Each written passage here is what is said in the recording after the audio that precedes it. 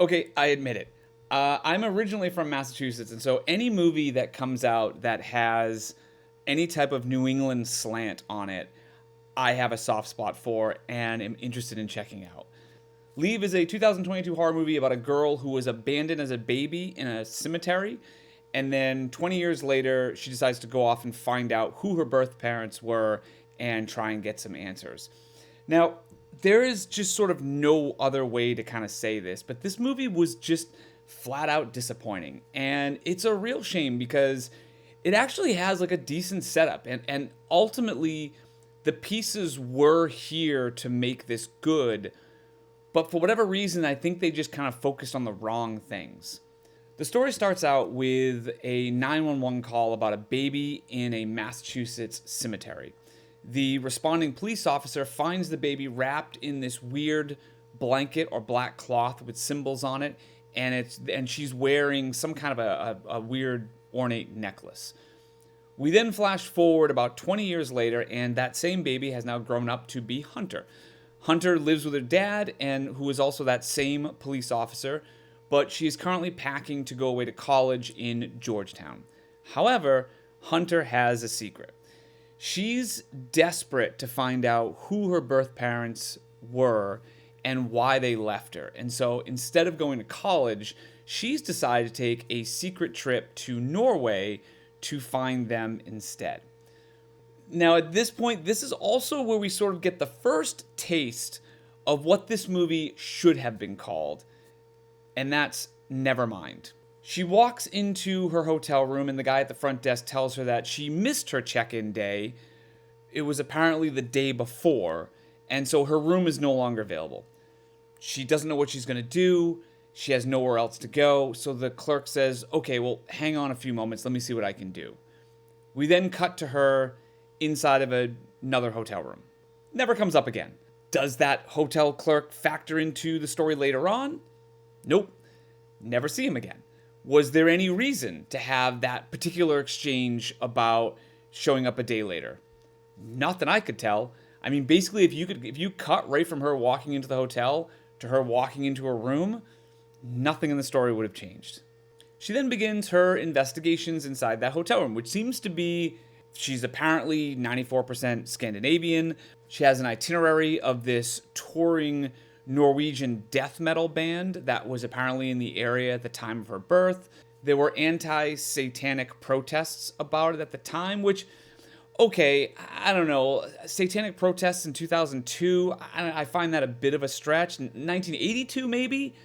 But 2002? All right. I don't know. That seems a little bit crazy to me. But, you know, while she's looking at all this, she ends up getting distracted by this noise by the door. When she returns, she sees there's a picture on her computer which matches a printed picture that she has brought with her. But the website actually has a name on it, Cecilia. But I kind of wonder, like, where did she get the printed picture from? I would have assumed that she got it from the same website that she just simply printed out. And if that's the case, wouldn't the name have been on the website? However, as luck would have it, that woman in the picture happens to be a singer in a band, and that woman also happens to be playing that night across town. So Hunter goes to this nightclub in order to watch her play. And this is where we get our next instance of Nevermind. So Hunter ends up not talking to her at the bar, but instead decides to steal her empty beer bottle in order for her to get a DNA test off of it, which prompts her friend to chase Hunter through the streets across town on foot and to her hotel. And then eventually, the next day, he actually follows her into her room, the whole time asking her, I can't understand you! Why are you following Cecilia? Because I'm her daughter! I mean, she wasn't chasing Cecilia, dude. Like, you were chasing her. We then cut to all of three of them having a nice little chat at the bar. Cecilia is not her mother, but she knows who is her parents. Why did we just do all this with the DNA business? Like, if you literally cut from her walking into the bar to this scene the next day, nothing would be different. Like, all of the chasing around and the beer bottle and the DNA never factor into anything going forward. So what was the purpose of it? Anyway, Cecilia tells Hunter that she was in a band with her parents, Anna and Kristen. Anna was killed by Kristen and the baby had disappeared. Now they thought that Anna actually had killed her before Anna herself had died. She then finds out that Kristen is still in a mental hospital, so she decides that she's going to go see him. She doesn't get many answers from there, goes back to Cecilia. Did you talk to anyone else? Anyone who I could talk to? She kind of kept to herself. For some reason, Cecilia says no, but then tells her about how Anna used to keep a diary. If it's anywhere, I guess it would have to be with her family. So wait a minute, so she has a family? Like, way to bury the lead, lady. Like, that seems like that's a pretty important thing to mention. But before we get into that, we gotta talk about this diary. Like, this diary is another sort of nevermind moment that happens.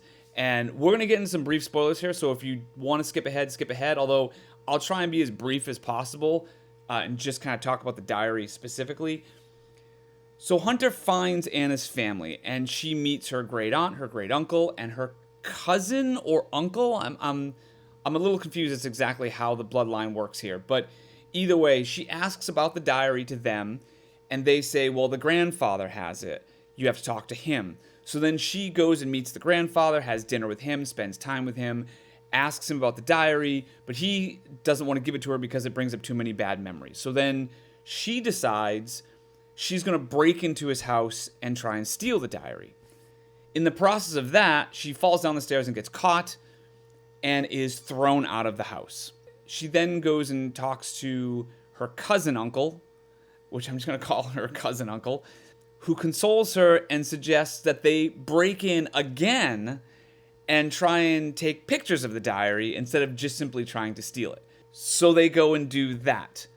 During the process, when she's trying to take pictures of the diary, cousin uncle gets a little rapey and she ends up hitting him in the head with a frying pan and flees on foot, stealing the diary and taking it with her. She goes back to Cecilia, and after all that, Cecilia tells her that this was not her mother's diary. That's it. And then from then on, the diary is never really brought up again or cared about. Like, it's literally all for nothing. Now, all right, if I was being generous, you could say the diary was just sort of an excuse for her to kind of learn about her family. But that's like real generous because she doesn't really learn a ton about it other than the fact that they're very religious and they're holding some secrets that they don't want to tell. But that's kind of a lot of wishy-washy stuff for the amount of time that they actually spent on this.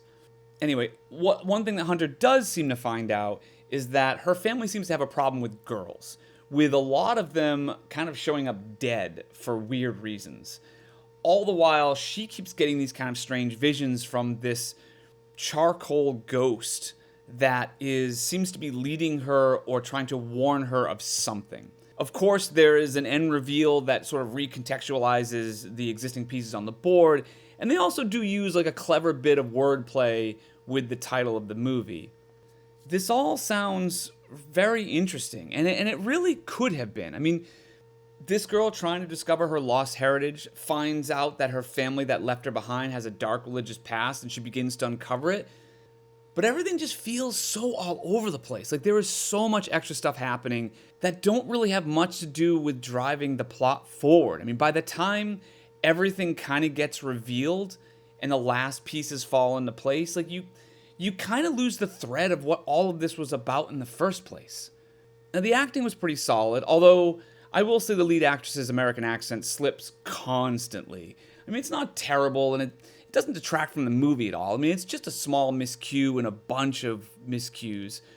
I wish they had sidestepped the US connection altogether and just had her raised in like Germany or something instead. I mean, if you wanted to have this in English mostly, you still could do it with them primarily speaking English to overcome the language barrier where each one doesn't know each other's language. I just think it would have been a more natural fit. The movie itself looks good with some creepy scenes and some quality visuals and sequences. Although I will say there is this one light continuity problem that I have to mention.